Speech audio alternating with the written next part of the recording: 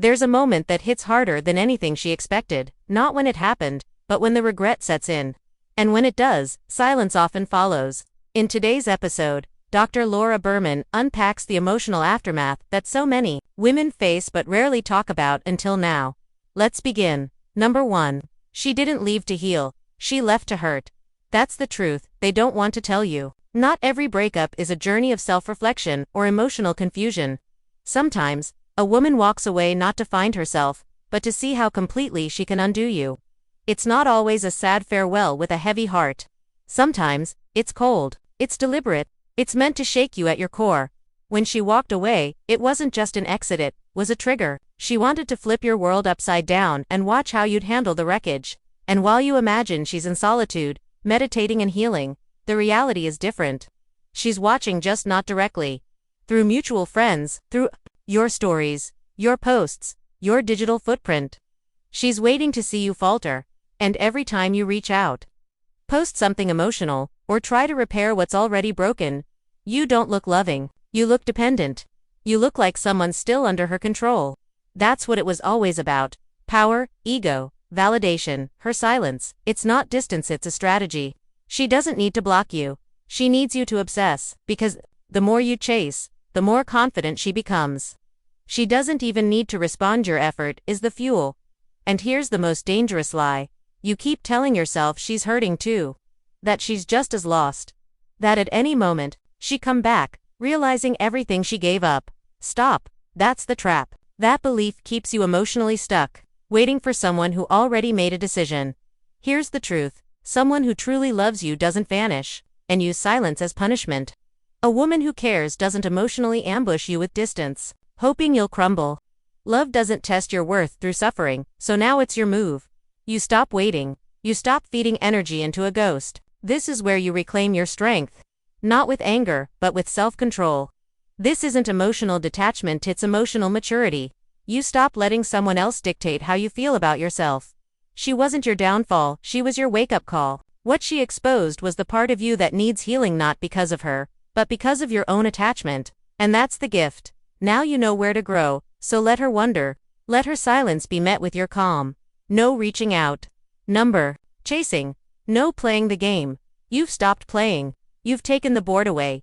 And when she sees that you didn't flinch, that you didn't fall apart, that you didn't beg for answers, regret will come. Quiet, uncomfortable, sharp, but you'll already be on the other side. Healing, growing, whole. Number 2. Pain is the greatest teacher if you let it be. Pain was never the enemy. Heartbreak is supposed to hurt. That's part of the human experience. The real issue isn't the pain itself, it's what you do with it. Most men, when faced with heartbreak, run. They numb it. They distract themselves with noise, parties, rebound hookups, constant scrolling, or empty affirmations. They throw surface-level solutions at a soul-deep wound. But pain like this doesn't vanish. It waits. It lingers. It shows up in the quiet, at 2 a.m., when a song hits the wrong way, or in moments you thought you'd moved on. If you refuse to face it, it doesn't go away, it drives you from the inside out. But pain, as brutal as it is also honest. It won't lie to you.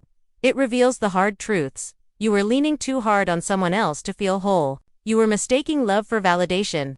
You thought someone else's presence could repair the parts of you you hadn't faced. That wasn't love, that was attachment dressed as connection. Here's the paradox. The moment you stop resisting the pain, it becomes your power. When you stop running, blaming, numbing, pain transforms. It becomes discipline. It becomes a silent, steady reminder that says, never again. That's where true strength is forged, not in denial, but in the fire of acceptance.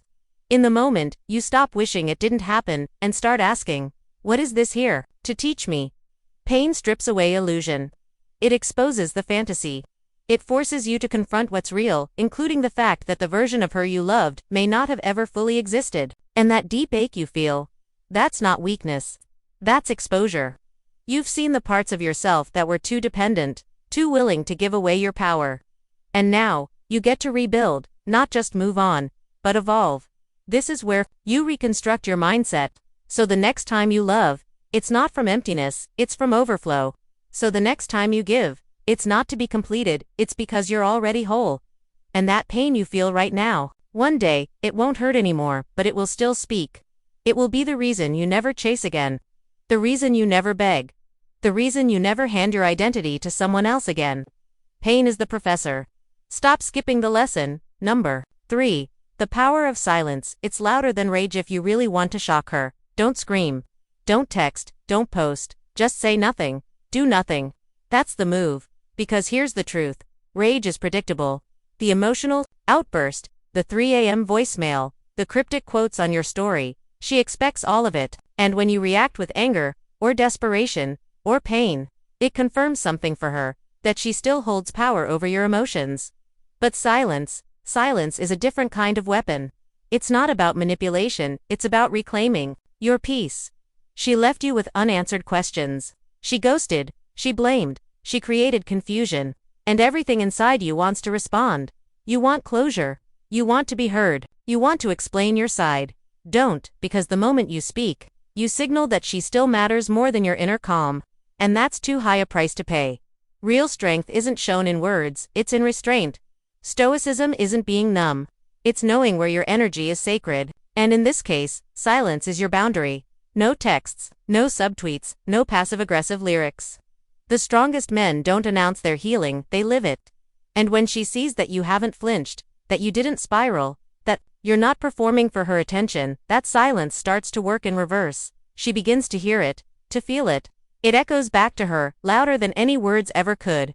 She doesn't regret the breakup because you begged. She regrets it because you didn't. Because you vanished. Because you mirrored her behavior and gave her emptiness right back. And that's what creates the most discomfort. Not your reaction, your lack of it. Silence is a mirror. It reflects everything they didn't want to face. It forces them to sit with the consequences of their choices, without your voice to distract them. And trust me, if she walked away just to see if you'd break, and you didn't, that's when she starts to question everything. You want to win, don't react. Go silent, not to punish, but to protect. Not as a game, but as a principle. As a quiet, unwavering message. I don't explain my worth. I embody it. Let her speak to the void she created. Let her feel the weight of your absence. That silence, that's your strength. Number 4. Stop explaining yourself. Let her wonder. The moment you start explaining yourself, you give away your power. Every message that says, here's what really happened, or I just want you to understand, every plea for clarity screams one thing: you're still looking for her validation. And the second you need someone to validate your truth, you're no longer in control. You're performing, you're hoping, you're bleeding yourself dry just to feel seen. But here's what you have to remember. She already decided what version of the story she wanted to believe the day she walked away. Maybe she painted you as cold, distant, selfish, emotionally unavailable. And now she gets to play the victim, rewrite the script, justify her exit. That's not your job to fix. That's not your story to chase. A grounded man doesn't beg to be understood. He doesn't waste energy defending himself to someone who's already made up their mind. He walks with peace, with clarity, with stillness. And when you stop explaining yourself, you become unpredictable. And unpredictability, that's power. She start wondering, why isn't he trying to clear his name? Why isn't he texting me back? That silence forces her to sit in the version of you she built, while slowly realizing she might have never really known you at all. And that discomfort, that's yours to give. Let her wonder. Let her wrestle with what she thinks she knows. Because the truth doesn't beg to be believed, endures. The people who matter, the ones who know you, they won't need an explanation. And the rest, let them talk. Let them assume. You don't owe the world a breakdown or a biography. Explaining yourself is often just a disguised attempt to stay connected, a last-ditch effort to keep her attention. But attention rooted in pity or guilt isn't love, it's dependency. So cut that cord. If she truly wanted to know who you are, she would have stayed close enough to witness your growth. If she's curious now, let that curiosity live in silence. Don't defend your character. Don't justify your growth. Just evolve. That quiet, grounded refusal to defend yourself. That's what echoes. That's what haunts. Not the words. Not the begging. The mystery. The calm. The strength. Number 5. You were the prize. She was the test. You thought she was the prize. You made her happiness the goal. Her approval, your reward. You told yourself, if I can just make her stay, make her smile, make her choose me, then I win. But that mindset is exactly what broke you. She was never the prize. She was the test. A test to see how much of yourself you'd give up for love. A test of whether you'd abandon your boundaries, your peace, your sense of purpose just to be enough for someone else. And when she left, that was never a failure. That was your result. It revealed what needed to change. The version of you that tried to earn love through overgiving, over-explaining, overextending, that version needed to die. Because that wasn't strength. That was survival. That was insecurity, disguised as loyalty. Loyalty without boundaries is not love. It's self-erasure. And in the beginning, yes maybe, she was drawn to the attention, the access, the willingness to bend. But once she had it all, she didn't respect it, because when someone doesn't have to earn you, they eventually stop valuing you. But this is where it turns. The moment you reclaim your frame, the moment you realize you were the asset all along, everything changes. Not just with her, but with everyone. You stop auditioning, you stop performing, you stop trying to convince anyone of your worth. You don't walk into rooms hoping to be chosen, you walk in knowing who you are. She wasn't your destination. She was the checkpoint. A moment in time meant to expose the parts of you that were still chasing validation. And now, you've seen it. Now you rebuild. Now you become the man you admire. The man who doesn't just survive heartbreak, he transforms through it. You become so centered, so grounded, so focused that the idea of being someone's backup plan is laughable. You're not angry that she left. You're grateful. Because she didn't break you, she revealed where you needed to reinforce your foundation. And now that you're solid, you don't chase. You attract. You don't beg. You bless. You don't explain. You exit. You were never meant to win her. You were meant to grow through her. And the moment you walked away without looking back, that's when you passed the test. Number 6. Control the mind or be controlled by her memory. The most dangerous part of a breakup isn't when she walks away. It's the echo that follows, the memory looping endlessly in your mind. Every conversation, every laugh, every soft goodbye replays like a highlight reel designed to haunt you. That's how she lingers, not in person, but in your thoughts. And if you don't master your mind, that memory will run your life. She doesn't have to be around to control you. One scent, one place, one photo, and suddenly she's living rent-free in your head. Every time you indulge those memories, every time you feed the what if or maybe she come back fantasy, you surrender. You give your energy to someone who isn't even present.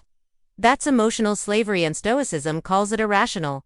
You can't control that she left, or how she left, but you can control the story you tell yourself about it. Was it love, or a warning? Something beautiful, or just familiar? Every time her image creeps in, you choose the lens. Will it fuel your growth or drain your strength? If it drains, cut it out like poison. This isn't just heartbreak, it's war. Not with her, but with your own mind. She may have walked away, physically, but if you let her memory control you, she walks through your life long after she's gone. Detachment isn't optional, it's necessary. You think you're processing. No, you're relapsing. Every overthink, every scroll through old messages, every profile stalk, that's self-inflicted torture disguised as nostalgia. Control isn't about pretending it never mattered. It's about refusing to let it dominate your inner world. Face the memory. Strip it of fantasy. Stop dressing it in emotion. Dissect it like data. What did it teach you? What did it expose? What part of you is still clinging to someone who let go? Your mind is either your weapon or your weakness. Choose wisely, because if you don't take command, her memory will, and she won't even have to lift a finger. You'll be doing the damage for her. Number 7.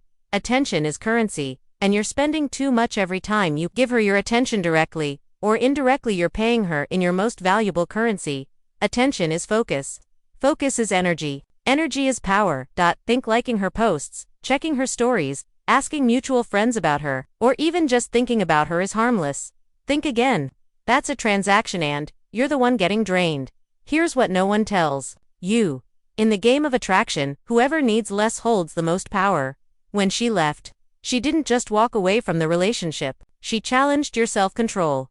She wants to know if she still owns your thoughts without saying a word. And every time you give her your attention, you confirm her power. Even your healing can become a performance if you're doing it too. Prove something to her. That gym photo. That deep quote. The "I'm good without you" post. All noise if the motive is still her. Real detachment doesn't look like shouting from rooftops. It looks like silence, peace, Moving through your day so locked in on your mission, she becomes background noise. Attention is leverage. It's not just about what you look at, it's what you ignore. Every second spent replaying old fights or stalking her online is a second not spent building yourself, leveling up, turning pain into purpose. And she knows that. She knows how deeply you gave her your attention. That's why pulling it back hits harder than words ever could. Want her to regret losing you. Starve her of your attention, not to manipulate, but to reset, to rebuild. Because the moment she feels real silence, the moment your name disappears from her notifications, and your energy disappears from her life, that's when the regret starts knocking. You don't get stronger by fighting her memory. You get stronger by starving it. Your focus is a weapon. Stop wasting bullets on someone who isn't even in the arena anymore. Number 8. Attraction grows in absence. Not begging, you want her to feel something again. Stop chasing. Stop calling. Stop trying to remind her what you were. Attraction doesn't thrive on presence. It thrives on absence. Begging, explaining, pleading, it only confirms one thing. You've got nothing else going for you but her. Once she senses that, the mystery dies. The pull evaporates. You become predictable, safe, and forgettable. When someone knows you'll always be there emotionally, digitally, physically, they stop needing to think about you. You've already given them the security of your desperation. Nothing kills desire faster than certainty. It's silence that creates intrigue.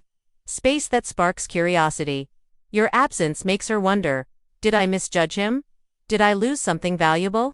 Most men panic in that space. They rush to fill the gap with one more text, one more memory, one more thinking of you.